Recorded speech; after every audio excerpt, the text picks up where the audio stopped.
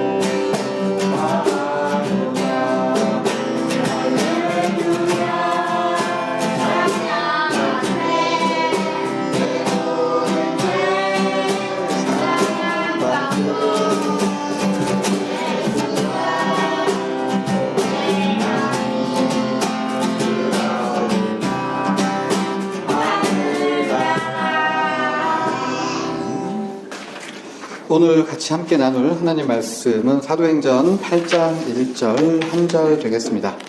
그날에 예루살렘에 있는 교회에 큰 박해가 있어 사도 외에는 다 유대와 사마리아 모든 땅으로 흩어지니라. 아멘. 사내들인 공회는요, 스데반을 이제 체포했습니다.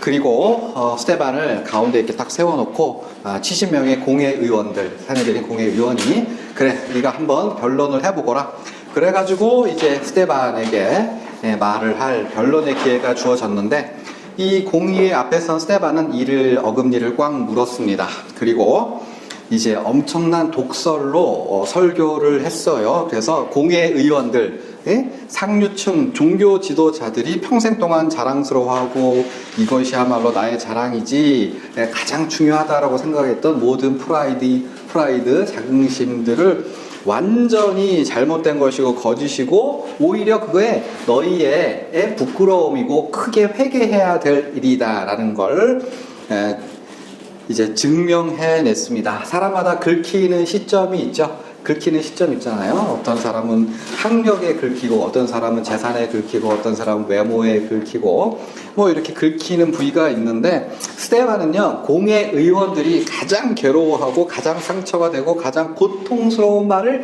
집어서, 그러니까 상처에 소금을 뿌려서 문대는 듯한 느낌으로 진짜 너희 한번 죽어봐라 하는 심정으로 설교를 했어요. 고통스러움을 참을 수 없을 정도로 설교를 했고, 그래서 설교의 절정에서 공회의원들의 반응은 뭐죠? 귀를 막고 으악 소리를 지르고 달려나가서, 사람 무슨 청원경찰 이런 사람 시켜서가 아니라 직접 그 자리에 일어나서 자기의 두 손으로 스데반을 붙들어서 어디로? 도시 밖으로 끌고 나가서 내동댕이 치고 그 다음에 돌로 쳐서 스데반을 살해하였습니다.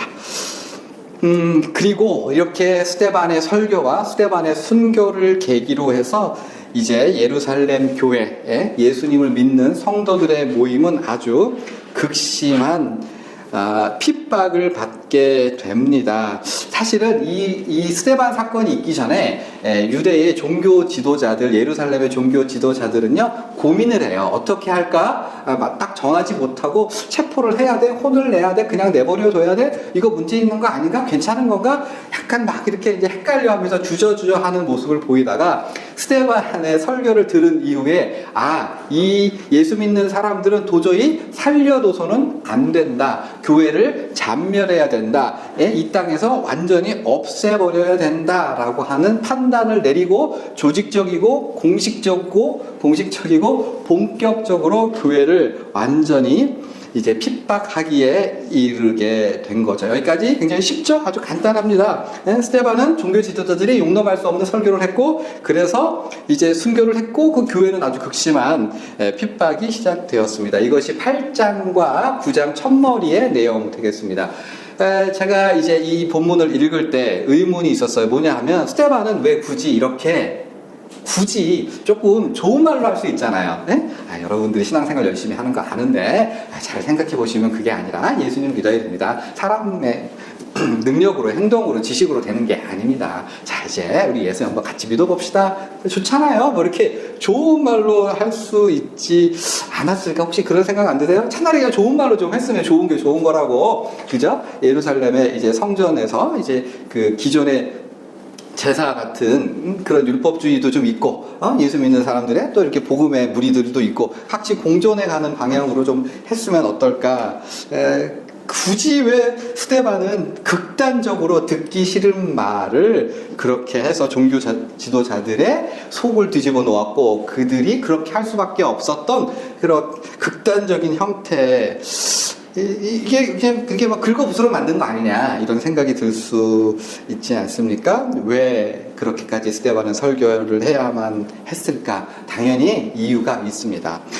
사실 예루살렘의 종교 지도자들, 산헤드린 공의회 의원들, 사두개인들, 종교 지도자들은 복음을 들을 기회가 두 번 더 있어요. 그것이 사도행전 4장에서 나오는데 베드로가 이제 이 종교 지도자들 앞에서 복음을 전했습니다. 아주 부드럽고 살살 아주 부드러운 말로 복음을 믿어야 되는 그 이야기를 했고, 그리고 5장에서도요 다시 한번 또 베드로가 그들 앞에 서서 설교를 합니다. 이번엔 조금 더 앞에 나온 4장보다는 조금 더 강경한 어조로 설교를 했고, 그리고 그 설교가 부족하지 아니하도록 이제 기적과 이적, 그러니까 표적이 뒤따르면서 설교했던 거예요. 그러니까 안진뱅이 걷지 못했던 사람들이 벌떡 일어나서 뛰기도 하고 걷기도 하고 찬양을 하는 기적, 그리고 복음을 전하지 말라고 가둬놨는데 천사가 와서 옥문을 활짝 열어놨어요. 그러니까 이 두 가지 아주 놀랍고 이게 사람의 이성으로는 해석이 안 되는 놀라운 이적과 함께 복음이 두 번 누구에게? 종교 지도자들에게 선언되었던 거죠.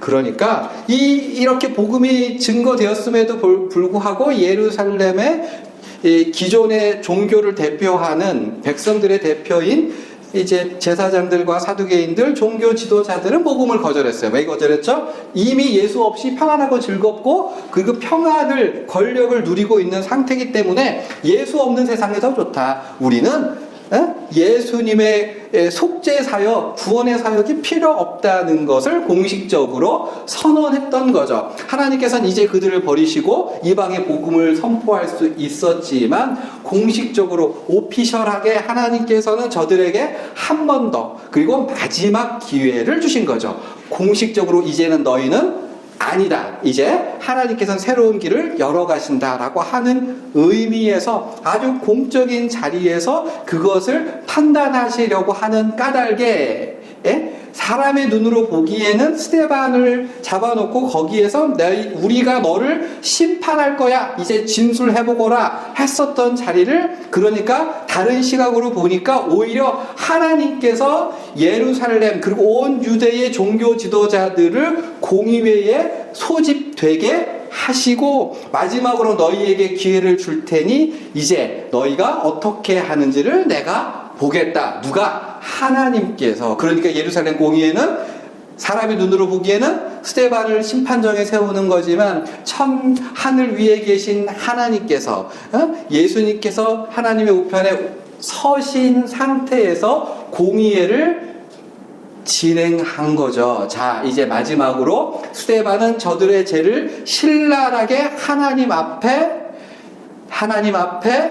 이제 올려드린 거죠. 너희가 이 말을 듣고 회개하겠느냐? 그런데 그 자리에서 어떻게 했어요? 예루살렘의 공의원들은 스데반을 쳐서 죽였던 거죠. 그런 의미에서 하나님의 마지막 기회이기 때문에 하나님의 재판정이었기에 스데반은 그렇게 극단적인 언어로 그들의 죄를 낱낱이 드러냈던 것이고, 스데반을 죽임으로써 그들에게는 더 이상 기회가 없다, 나는 하나님의 은혜를 받을 자격이 없습니다를 공식적으로 공의회에서 선언한 꼴이 되었던 거죠. 그래서 그 자리, 즉 공의회에서 우리는 예수님을 믿지 않겠습니다, 우리는 거절합니다, 복음을 믿지 않겠습니다 라고 선언된 바로 그 자리로부터 하나님께서는 이방인 선교, 그러니까 유대인들이 그렇게 멸시하고 하찮게 생각해 마지 않았던 헬라파 유대인들 스데반과 빌립을 통해서 하나님의 복음이 세상으로 퍼져나가도록 하셨던 겁니다. 본래는요, 예루살렘의 종교 지도자들을 통해서 복음이 전파되었어야 되는 거예요. 왜냐하면 하나님께서 아브라함을 선택하시고 그리고 이스라엘을 선택하신 이유는 그들을 통해서 온 세상 모든 민족들이 복음을 받도록 하기 위해서 예루살렘과 이스라엘을 선택하셨는데, 예루살렘의 공의회에서, 즉 유대인들 대표는 우리는 하나님이 정하신 예수님을 받지 않겠습니다라고 선언했기 때문에 그들은 이제부터 배제되고 하나님께서 따로 세우신 이방인들, 사울, 그리고 종교 지도자들이 하찮고 보잘것 없게 생각했던 세상의 연약하고 부족한 사람들을 통해서 하나님의 복음이 선포되게 되었던 거예요. 자, 이해하셨을까요? 지금 사람들은 언뜻 보고 이렇게 생각을 하죠. 교회가 핍박을 받았고 핍박을 받았기 때문에 흩어질 수밖에 없었는데 하나님께서는 그 위기를 오히려 기회로 삼으셔서 복음이 선포되도록 하셨다. 이렇게 정리를 많이 하는데 사실 제대로 말하면 제가 말씀드린 이 논리에 따르면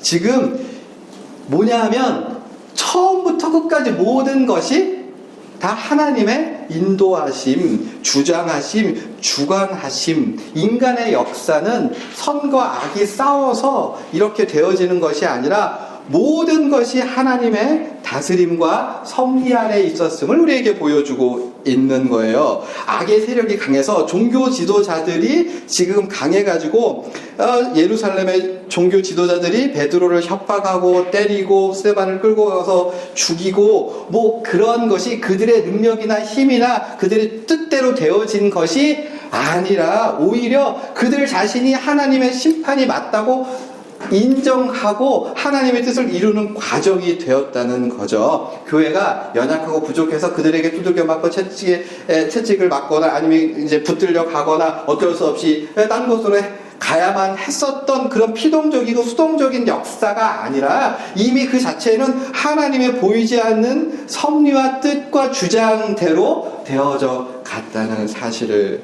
말하는 거예요. 다른 말로 말하면 뭐죠?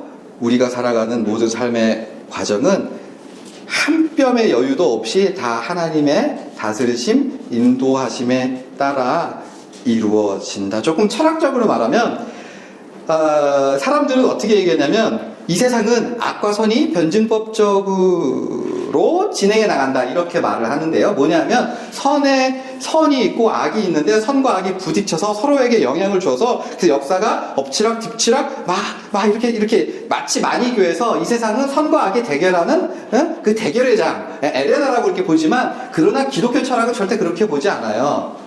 이 세상은 누구의 뜻대로? 하나님의 뜻대로 악이라도 하나님의 다스리심과 통치하심과 통제 아래 있음을 강력하게 주장하는 거죠. 역사의 주관자는 하나님. 우리는 악과 대결하는 사람들이 아니고 오직 우리는 하나님과의 관계에서만 살아가는 거예요. 마치 어머니의 품 안에 있는 아기처럼 이 세상이 어떻게 벌어지든 간에 우리는 평안을 누리며 살아갈 수 있다. 악은 선의 맞수가 아니에요. 하나님은 악과 싸우시는 분이 아니에요. 마귀랑 하나님을 동등한 관계로 놓지 마시고 마귀라도 하나님의 통제 아래에 있다라고 하는 사실. 그래서 하나님의 백성에게 악이란, 마귀란, 사탄이란 기차가 갈 때 짖는 개소리에 불과하다.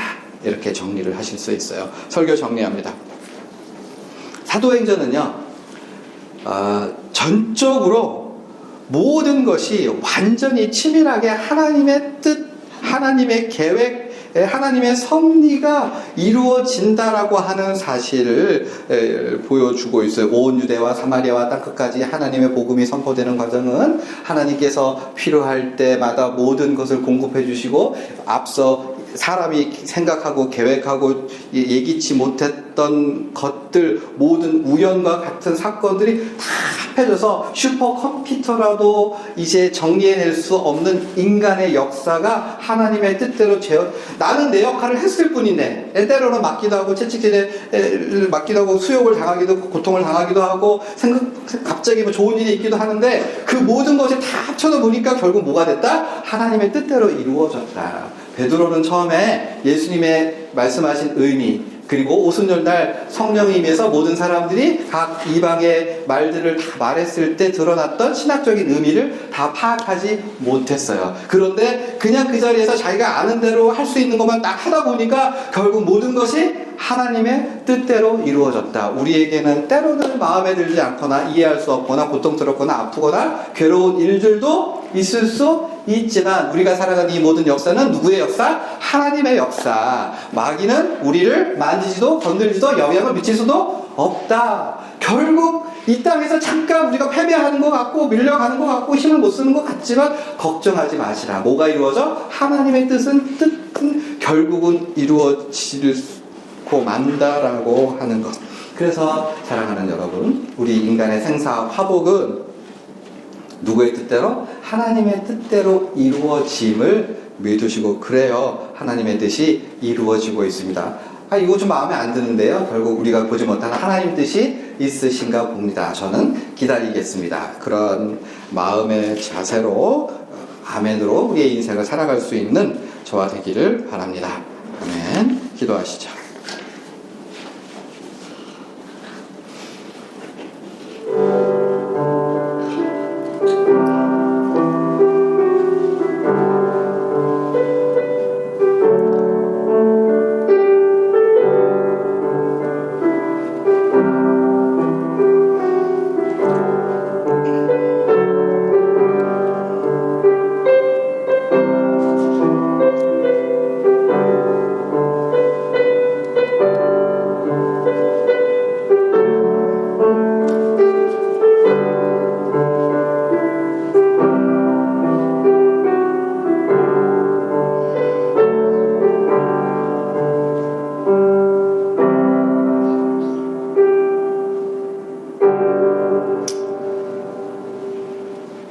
아무리 죄가 많은 우리라도 우리가 예수님을 믿어 예수님의 공로로 천국 백성이 되었을 때 우리의 인생은, 우리의 삶은, 우리의 하루하루는 하나님의 역사, 하나님의 히스토리가 되었음을 배웠습니다.